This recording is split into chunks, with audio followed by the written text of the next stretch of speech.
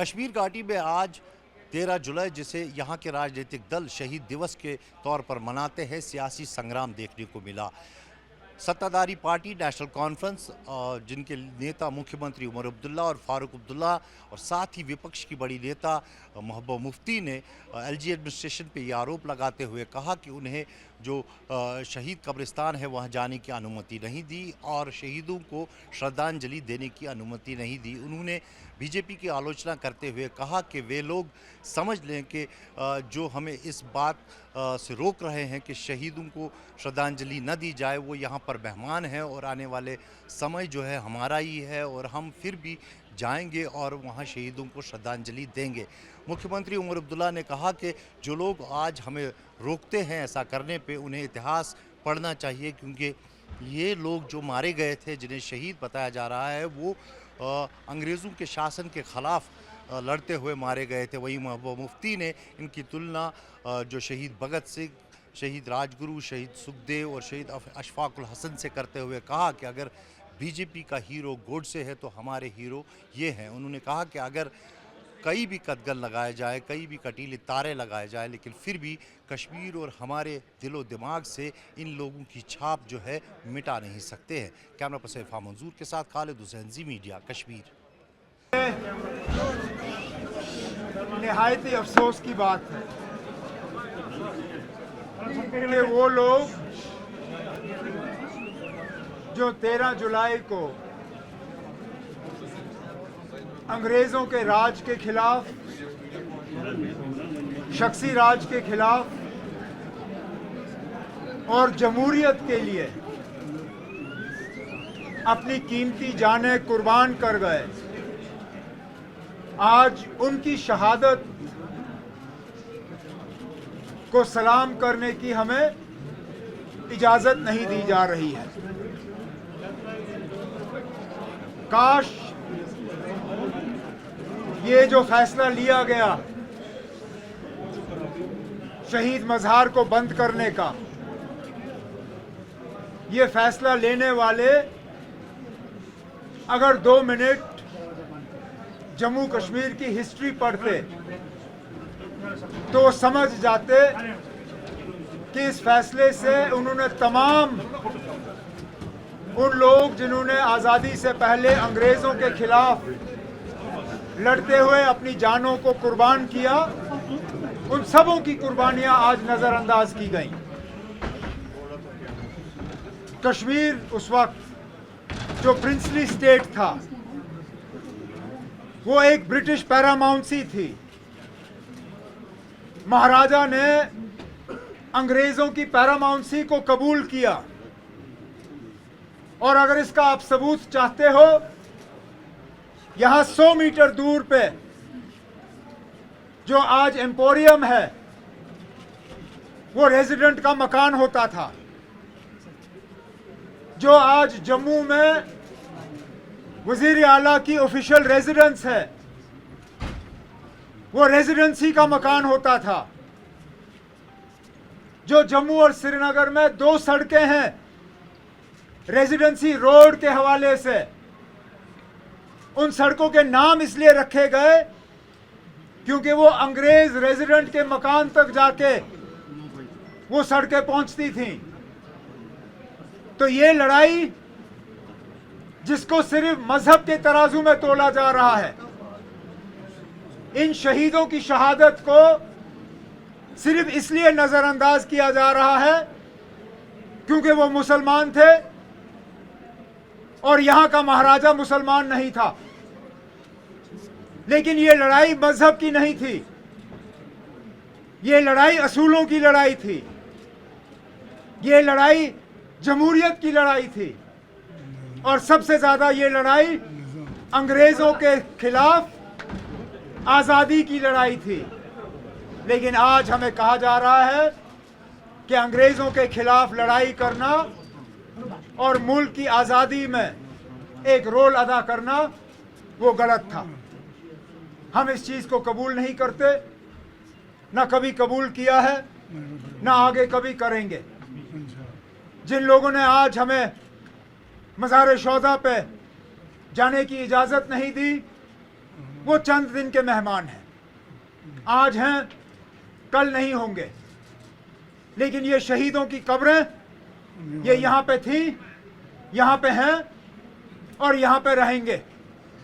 आज नहीं तो कल हम दोबारा वहाँ पे जाएंगे, वहाँ पे फूल डालेंगे और उन शहीदों के लिए जो है फातिहा पढ़ेंगे। Over sir, BJP has moved a legal route to you and has issued a summons. No, I have not been issued any summons. Defamation case has. I have received a letter from a lawyer, not a physical copy. I have received an electronic copy of the letter. One, I consider this a great honor because I am the only politician in Jammu and Kashmir who has been bestowed with a love letter like this from the BJP. I consider it a mark of respect that I am obviously a political force that they cannot ignore. At the same time, I think it's also symbolic of the way the BJP fights. They take political fights and hide behind the courts. I could have made the same statement hiding behind the assembly. I could have taken advantage of the privilege that is afforded to me by making statements in the assembly that cannot be challenged outside the assembly. But I didn't. I made the point on a political stage, expecting that the BJP would respond politically. They've chosen not to. They have told us that political fights don't matter to them. They would rather settle scores in court. If that be the case, that's good, because for the last few months, there have been so many slanderous accusations against National Conference and its leadership by senior BJP leaders in Jammu and Kashmir.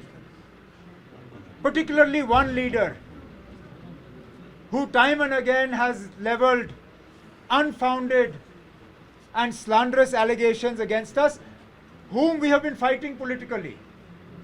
Going on now, we will begin the process of sending legal notices to that particular BJP leader and the few others, and let's see where this process goes. Sir, is BJP's Operation Lotus on in Jammu and Kashmir, and did they allot a time for Jantar Mantar's protest in coming Now, days? we have been told that the police is obliged in Delhi to give permission 5 days ahead, usually not less than 5 days. So we've been told that within that time frame, they will give us a response. We are awaiting that 5-day notice, I believe, means that sometime by tomorrow or Wednesday morning we should hear from Delhi police. We are following it up with them. Umar Sahab, do you think these curbs and restrictions like today on your party is in a way an No, no, attempt to the- discredit National Conference as a party? No, no, we were not discredited by this. This discredits the people who take this decision. How are we discredited by not being allowed to go to the martyrs' graveyard? It actually calls into question all the claims that are being made about normalcy in Jammu and Kashmir. On the one hand, we are told that everything is normal, but on the ground, when we see decisions taken, nothing appears to be normal. I don't remember a time when, to carry out the Amarnath Yatra, we have had to close the national highway. But this year, the national highway is closed so that Yatris are able to travel safely. What does that tell you about the security situation? The fact that they are so uncertain about the calm that prevails that they won't allow a few people to go to martyrs' graveyard. हम कहाँ लाखों में जाते ना, हम तो शायद हजारों में भी नहीं जाते. 50, 100, मैं कहता हूँ 150 से ज्यादा लोग नहीं होते वहां पे अगर हमें जाने की इजाजत दी होती. लेकिन इनको इतना खतरा महसूस हो रहा है कि 150 लोगों को भी वहाँ जाना जो है इनको उससे मतलब लगता है कि इससे खतरा होगा। That discredits them, it doesn't discredit us. आज 13 जुलाई है। आज के दिन 22 कश्मीरियों ने श्रीनगर के सेंट्रल जेल के बाहर अपनी जानें कुर्बान की। उस वक्त का जो शख्सी राज था उसके खिलाफ, जुल्म के खिलाफ, तशद्दुद के खिलाफ और हमारी कौम को बेदार किया। पर मुझे अफसोस है इस बात का कि उस वक्त पूरे मुल्क में अंग्रेजों के खिलाफ एक मुहिम चल रही थी जिसमें उस वक्त बड़ी बड़ी शहादतें हुई।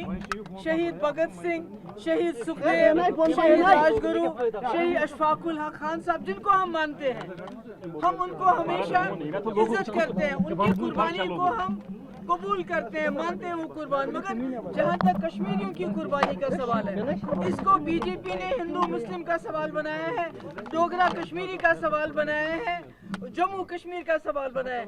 हमारे बुजुर्गों ने उस वक्त शख्सी राज के खिलाफ आवाज उठाई और शहीद हो गए, कुर्बान हो गए। बीजेपी जम्मू कश्मीर के लोगों के जहनों पे कदगंदी लगा सकती है। वो हमेशा, वो जो शहीद है, उन्होंने हमारी कौम को बेदार किया। उन्होंने हमें आज जो हम देख रहे हैं अवामी राज, इसकी बुनियाद उन्होंने डाली।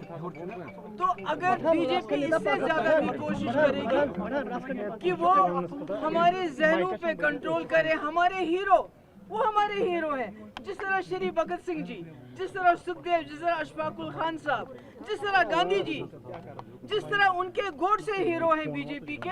हमारे ये 1931 में जो हमारे कश्मीरी लोग उस पर शहीद हो गए अवामी रूल की खातिर, वो हमारे शहीद रहे हैं और रहेंगे। चाहे कितने कदगन लगाएं, चाहे कितने कंडेदार तारे लगाएं। कल मुझे हाउस अरेस्ट किया, आज वहाँ पर नक्शबंद साहब के यहाँ पूरा बंद कर दिया, जगह जगह नाके लगे। मुझे लगता है ये बीजेपी की जाती है, ऐसा नहीं करना चाहिए।